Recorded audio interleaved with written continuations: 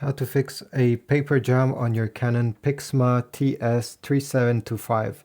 So once you get the error message on the display, could be very frustrating. I'll show you a few different places where you can look for that paper jam. First thing first, let's remove the paper from the paper input and take a look over here. If you see any stuck paper, maybe the paper entered the printer the wrong way, on a crooked way, I don't know. Take a pair of tweezers or your fingers and go extract the paper. If everything was fine there, the other place where you can check is over here.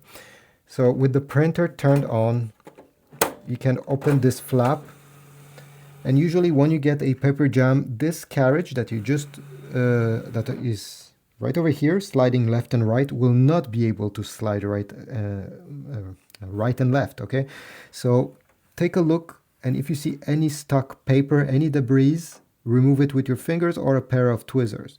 If there's a paper stuck under this carriage, this can also cause a paper jam error. I suggest, if you don't see anything, to remove the cartridges completely. Okay, and take a look over there. Sometimes a small piece of paper can get stuck, or on the printhead as well, and this can cause the error that you're seeing on your display.